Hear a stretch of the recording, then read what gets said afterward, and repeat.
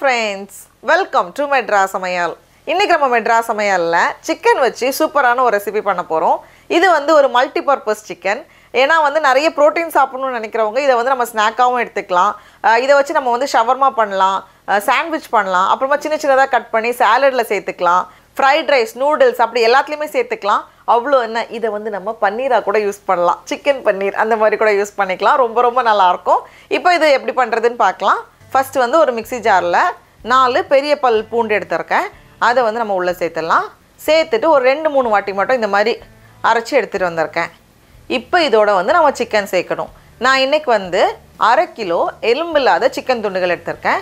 அதை வந்து கொஞ்சம் இந்த மாதிரி சின்ன சின்ன பீசஸாக கட் பண்ணி வச்சுருக்கேன். இதை வந்து ஒரு மிக்ஸி ஜாரில் மாற்றிக்கோங்க. தண்ணி இல்லாத மாதிரி ஓரளவுக்கு தண்ணியெல்லாம் எடுத்துகிட்டு இந்த மாதிரி நான் மாற்றி உள்ளே சேர்த்துருக்கேன். இப்போ இது கூட நம்ம மசாலாலாம் சேர்க்கணும். மசாலாவுக்கு 1 டீஸ்பூன் சீரகத்தூள் சேர்த்துக்கோங்க. கூடவே 1 டீஸ்பூன் மல்லித்தூள், 3/4 டீஸ்பூன் மிளகாய்த்தூள், 3/4 டீஸ்பூன் மிளகுத்தூள், கூடவே தேவையான அளவு உப்பு. நான் வந்து 1 டீஸ்பூன் உப்பு சேர்த்துருக்கேன். கடைசியாக 2 டேபிள் ஸ்பூன் அளவுக்கு எண்ணெய் எல்லாத்தையும் சேர்த்துட்டு நல்லா அரைச்சி இந்த மாதிரி எடுத்துகிட்டு வந்திருக்கேன். சிக்கன் பீசஸ் எதுவுமே இருக்கக்கூடாது. நல்லா எவ்வளோ அரைக்க முடியுமோ அந்த அளவுக்கு அரைச்சி இந்த மாதிரி எடுத்துகிட்டு வந்திருக்கேன். பாருங்கள், ரெடியாக இருக்குது. இப்போ அடுத்தது நம்ம வந்து சிக்கனை வேக வைக்கணும். அதுக்கு நான் இன்றைக்கி வந்து இந்த மாதிரி பாத்திரம் எடுத்திருக்கேன். உங்களுக்கு வந்து கொஞ்சம் ரவுண்டாக கட் பண்ணணுன்னா நம்ம இந்த மாதிரி பாத்திரமும் யூஸ் பண்ணலாம். இப்போ இதில் வந்து நான் கொஞ்சம் எண்ணெய் வச்சு தடவிருக்கேன். தடவிட்டு நம்ம அரைச்சி வச்சுருக்கோம்ல சிக்கன், அதை வந்து அப்படியே உள்ளே மாற்றிடலாம். பார்க்குறதுக்கு கொஞ்சம் இப்படி தான் இருக்கும்.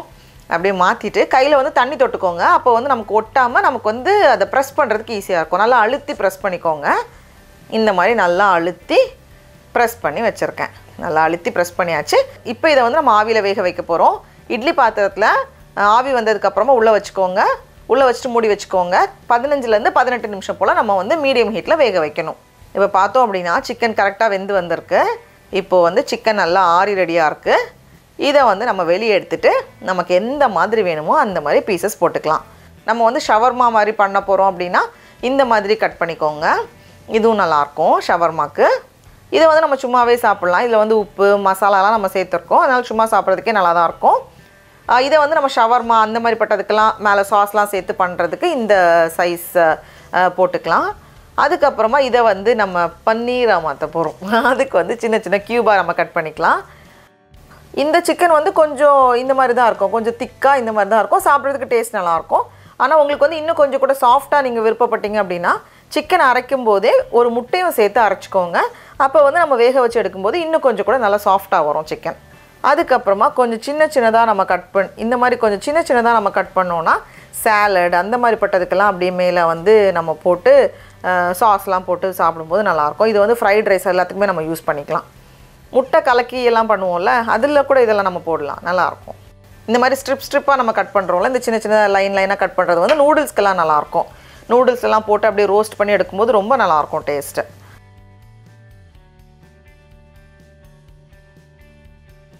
அவ்வளோதான், பாருங்கள் எல்லாமே சூப்பராக ரெடியாக இருக்குது.